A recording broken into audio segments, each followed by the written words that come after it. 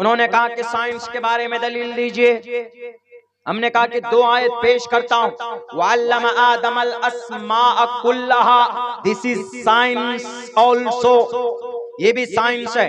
वयख्लुकु मा ला तालमून, this is also science, ये भी साइंस है।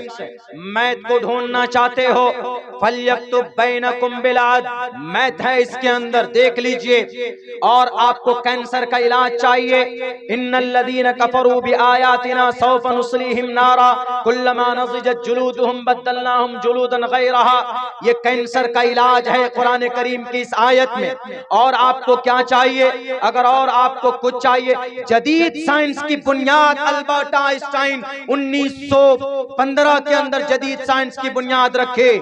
आज तक 1915 तक यह अकीदा था कि सिर्फ सूरज चक्कर लगाता है, जमीन अपनी जगह पर है, जमीन अपनी जगह पर टिकी हुई।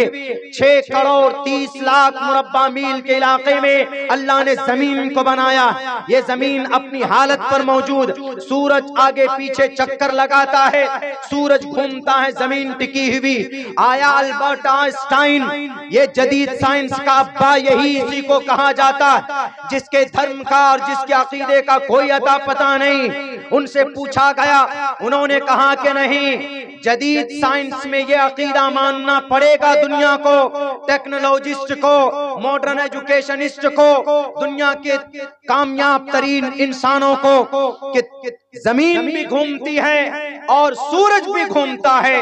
किसी ने पूछा कि आपके पास क्या प्रूफ है कि जमीन भी घूमती है, सूरज भी घूमता है? उसने कहा जमीन सूरज ही नहीं, बल्कि हमारे प्लैनेट में, हमारे सोलर सिस्टम में जो हजारों प्लैनेट हैं, खुसूसन 8 और 9 जो ग्रह हमारे सोलर सिस्टम में है, ये भी घूमता है। और दलील जब उन्होंने पेश की, उन्होंने कहा कि दलील मुसलमानों का कुरान, खलक़ल लैल वन्नहार वश्शम्स वल क़मर कुल्लुन फी फ़लकिन यस्बहून, हर सैयारे अपने मदारात पर घूमते रहते हैं, गर्दिश करते रहते हैं। मॉडर्न साइंस की बुनियाद कुरान करीम की इस आयत पर रखी गई है, और जदीद साइंस को खुदा मानने वाले हमारे कुरान ही की बुनियाद पर जदीद साइंस को आगे बढ़ाया गया।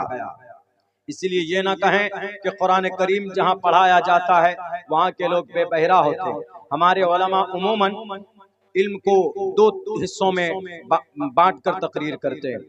एक तो ये कि दुनियावी तालीम अलग और दीनी तालीम अलग। दुनियावी को मॉडर्न कह देते हैं और दीनी को इस्लामिक कह देते हैं। खुदा के वास्ते इसको जरा समझिए। 1847 में ये साजिश रची गई अंग्रेजों के जरिए से कि अगर मुसलमान इस फील्ड पर मेहनत करते रहे, केमिस्ट्री पर, केमिस्ट्री का पुराना नाम क्या है? हमारे दानिश्वर लोगों को, बड़े बड़े लोगों को नहीं मालूम है, तुर्रम खां। केमिस्ट्री का पुराना नाम इल्म कीमिया है। इल्म कीमिया को बदलकर अंग्रेजी में अल्केमिस्ट बनाया गया। और इल्म कीमिया का दादा कौन, फाउंडर कौन? जाबिर इब्न हय्यान। जाबिर इब्न हय्यान कहां पढ़ा था? मदरसे में। आज जो क्या है, डायबिटीज है, शुगर, हर तकरीबन 60% आदमी को डायबिटीज है, शुगर है। डायबिटीज का पुराना नाम क्या है? हमारी तहकीक है डायबिटीज। आज अंग्रेज लिए उछलते फिर रहे हैं। डायबिटीज का असल नाम है ज़ियाबितीस। ज़ियाबितीस है। ज़ियाबितीस की तहकीक करने वाले मुस्लिम दानिशवर। टॉर्पीडो, समंदर में जो बहरी जहाज है लड़ाकू के लिए, समंदर में पानी के नीचे नीचे वो जहाज सफर करता है, उसके जरिए से, इसको बनाने वाला मुसलमान। ये घड़ी 1580 में नहीं बनाई गई गैलीलियो के जरिए, बल्कि 1808 में हारून रशीद ने एक बड़े ईरान फ्रांस के बादशाह को वाटर क्लॉक गिफ्ट किया था सबसे पहले शुरुआत में। ये तो जाइए, मैं अगर आपको गिनाने पे आऊं तो सैकड़ों ऐसी चीजें पेश की जा सकती है जिस पर आज जदीद साइंस की बुनियाद डाली गई। बहरकैफ टॉपिक दूसरे तरफ चला जा रहा। मदरसों में कुरान पढ़ाया जाता, कुरान में हर तरह के मज़ामीन मौजूद हैं, उस पर गोता लगाने की सख्त जरूरत है। सारी चीजें हमारी किताब से निकली। हाँ, आज साइंस पढ़ेंगे, मैथ पढ़ेंगे और सोशल साइंस पढ़ेंगे, अंग्रेजी पढ़ेंगे, इंग्लिश पढ़ेंगे, ज्योग्राफी पढ़ेंगे, ये सारी चीजें हमारे कुरान से निकाली गई। अब जरूरत है कि इसका सब्जेक्ट अलग कर दिया। अंग्रेज ने ये सिलेबस बनाया। आज जो हमारे स्कूलों में ये सिलेबस है अंग्रेज का बनाया हुआ, हमारे लोगों ने नहीं बनाया, अंग्रेज का बनाया हुआ। इसलिए हमने अपने स्कूल में मॉडिफाई किया। हमने स्कूल में रखा है नर्सरी से लेकर हिफ्ज, 8 साल का कोर्स है। नर्सरी में बच्चा नूरानी कायदा लेकर आएगा, वो बच्चा 8 साल में हाफिज बनेगा, और जब दस्तार बांधी जाएगी उसके सर पर, वो नर्सरी में भी होगा। एक हाथ में नूरानी कायदा, एक हाथ में नर्सरी की किताब, दोनों एक साथ लेकर हम चलेंगे। पढ़ते पढ़ते जब बच्चा हाफिज कुरान होगा, जिस दिन उसी दिन उस बच्चे के हाथ पर मैट्रिक का भी सर्टिफिकेट दिया जाएगा। दोनों चीजें कंबाइन करके हम पढ़ा रहे हैं, और ये कोई बैद नहीं है, पॉसिबल है, हमें करना चाहिए। अगर आप नहीं करेंगे, हमारे उलमा, हमारे दानिश्वर, हमारे पढ़े लिखे लोग, तो सुप्रीम कोर्ट में जो फैसला आया ना मदरसों के ताल्लुक से, तो पता है जो वकील था वहां का, उसने क्या भाषण किया वहां पे। उन्होंने कहा कि चीफ जस्टिस साहब, मदरसा पूरे उत्तर प्रदेश में 23,500 मदरसे, उनमें से तकरीबन 16,500 मदरसे रजिस्टर्ड है गवर्नमेंट की निगाह में। 550 मदरसों को गवर्नमेंट पैसा देती है, वहां पे फंडिंग होती है, यानी जिसको बोर्ड का मदरसा बोलते हैं। और उनमें से तकरीबन 17.5 लाख बच्चे पढ़ते हैं मदरसे में। चीफ जस्टिस ने कहा, हाई कोर्ट ने तो कह दिया था कि इलीगल है, लेकिन इलीगल नहीं है, मदरसा चलाना लीगल है। Article number 30, all minorities whether based on religion shall have the right to establish and administer मजलिस आमिला के जरिए चलाइए कि मजलिस शूरा के जरिए चलाइए। टू एस्टैब्लिश, टू एडमिनिस्टर का यही मतलब है। ऑन देयर चॉइस, अपनी मर्जी से चलाइए। मस्जिद में चलाइए कि मकतब में चलाइए, कि या मदरसे की दीवार बनाइए कि मस्जिद की बिल्डिंग बनाइए, to your choice, to their choice. Article number 30 Bharat के संविधान में लिखा। लेकिन उस वकील ने जो बात की है उसके सामने में, चीफ जस्टिस के सामने में, कि सर मदरसा मदारिस के उलमा ही की कुर्बानी से देश आजाद हुआ है। मदारिस के उलमा ना होते तो देश आजाद ना होता, मदारिस ना होते तो शाह वलीउल्लाह ना होते, मदरसा ना होता तो शाह अब्दुल अजीज ना होते, मदरसा ना होता तो हाजी इमदादुल्लाह ना होते, हाजी इमदादुल्लाह ना होते तो मौलाना कासिम ना होते, मौलाना अब्दुल रशीद ना होते, मौलाना कासिम ना होते तो मौलाना याकूब ना होते, मौलाना याकूब ना होते तो शेखुल हिंद ना होते, शेखुल हिंद ना होते तो शेखुल इस्लाम ना होते, और शेखुल इस्लाम नहीं होते तो देश आजाद होता, किसी भी कीमत में आजाद नहीं हो सकता था। 65,000 उलमाए किराम फांसी के फंदे पर लटक गए थे, सर पे कफन बांधकर पगड़ी को कफन बनाया, और अंग्रेज की हड्डियों को नरम करने वाला नारा अगर किसी ने दिया है तो शेखुल इस्लाम हुसैन अहमद मदनी ने दिया। अंग्रेज के जज ने कहा कि तुम्हें खतरा नहीं लगता?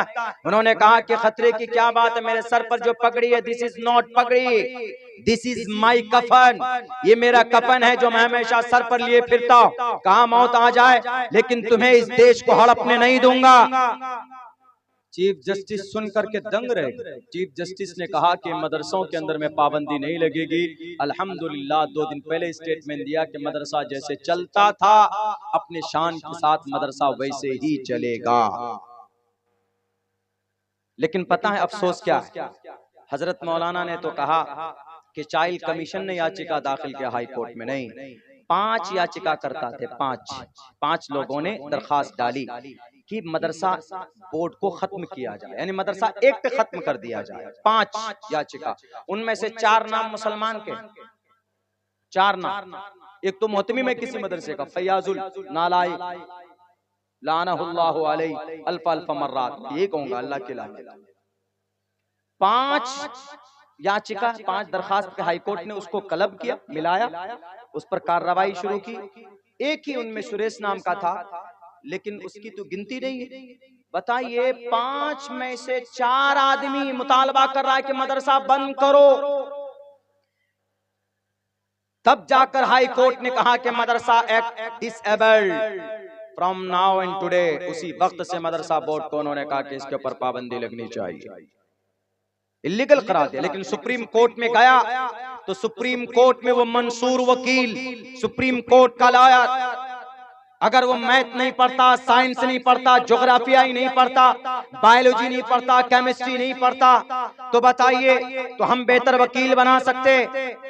जरूरी है आज के जमाने के एतबार से, लेकिन बिफोर ऑल थिंग सबसे पहले मदरसा और मकतब, लेकिन उसके साथ साथ के अंदर में अपने बच्चों को मैट्रिक की तालीम दीजिए। लेकिन एक स्टेटमेंट ये दिया है सुप्रीम कोर्ट ने कि आलिम वस्तानिया फौकानिया, मौलवी तक ठीक है, आलिम तक ठीक है, कामिल और फाजिल की डिग्री को वहां पर अनवैलिड करार दे दिया गया है।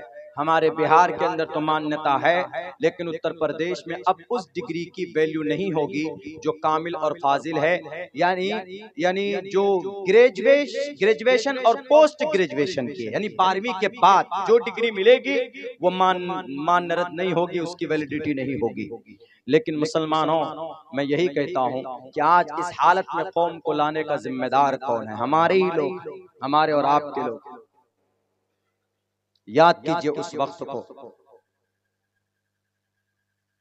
जब इस देश में, इसी मुल्क में एक मुस्लिम बादशाह ने मदरसा बंद करवा दिया था, चंदा बंद, मस्जिद बंद, उलमाए किराम जहां देखो मारो। वो बादशाह ऐसा था, शुरू में उलमा शायद मुताला किए होंगे, वो बादशाह ऐसा था कि पहले इतना बड़ा नमाजी था कि बाद में पहला नमाजी 7 इमाम को रखता था। यहां से अगर सुपौल जाना है तो 7 इमाम साथ में चलो, अगर नमाज का वक्त हो गया तो किसी से भी नमाज पढ़वाता था। उसका नाम मालूम है? जलालुद्दीन अकबर, अकबर बादशाह, जिसने दीन इलाही, लेकिन जिम्मेदार कौन बना था? दीन इलाही नहीं, शरीयत, यानी 5 वक्त नमाज की जगह 5 वक्त सूर्य नमस्कार। जैसे अभी छठ पूजा हमारे हिंदू भाइयों का, हमारे हिंदू भाई भी इस पूजा को पूरे तौर पर नहीं करते। इस पूजा में व्रत है, उपवास है, उपवास। छठ पूजा काली माता की पूजा के बाद 6 दिन के बाद छठ है, छठा मैया, छठा मैया की सरजमीन ये मुंगेर मगध और ये पूरे मिथिलांचल, पूरे भारत में नहीं मनाया जाता ये पूजा। हमारे भारत में, ये हमारे उत्तर प्रदेश में और बिहार में और बंगाल में ज्यादा मनाया जाता। लेकिन इस पूजा को कैसे करेंगे? इस पूजा को करने का तरीका है, सूर्यास्त जब हो, यानी सूरज जब डूबे तब से लेकर सूर्य उदय होने तक, सुबह तक सूर्य नमस्कार भी होना है। केला वगैरह उनके पेड़ के जरिए, उन फ्रूट के जरिए से पूजा करते हैं। जितना देर तक हो सके उतने देर तक पानी में डुबकी लगाएं, पानी में रहें। हमारे हिंदू नौजवान, हमारे नौजवान यंग सब तो कोई पानी में जाता ही नहीं है। हमारी माताएं जाती है, हमारे हिंदू भाइयों में वो आधे घंटे 1 घंटा रही वापस आ जाती। आपके अकीदे के हिसाब से छठ पूजा में जितना देर तक आप रहें पानी में उतना अच्छा है, और इसमें उपवास रखा जाता है, मतलब भूखे रहना है आप। लेकिन सबसे ज्यादा उसी दिन सुबह को खाते।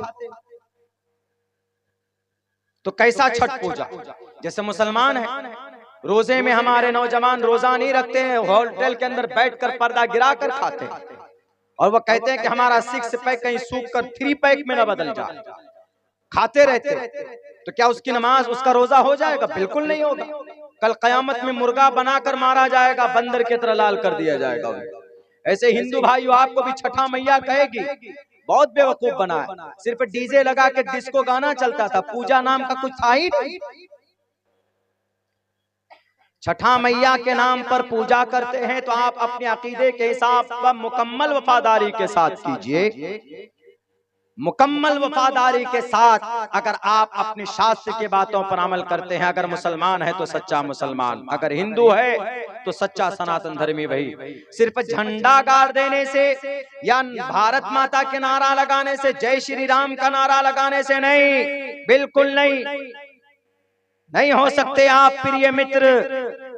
के हेतु ब्रह्म गतिस्तांति सत्संगतिर्दान विचारतोषा। परमात्मा छठा मैया के नाम का वर्णन करना पड़ेगा, तभी हो सकता है, वरना कोई तब्दीली नहीं आ सकती। इस मौके के ऊपर में हमारे हिंदू नौजवान जितने भी हैं वो शराब पीते, नशे में धुत हो जाते, शराब पी पी कर डांस करते हैं रास्तों में। ऐसे मुसलमानों में भी कोई त्योहार आ जाए तो हमारे मुस्लिम नौजवान भी शराब पीते। शराब इतनी गंदी चीज है, अगर इसके ऊपर मुकम्मल तौर पर पाबंदी लगे तो मैं कसम खाकर यह बात कहने के लिए तैयार हूं, जो 1 महीने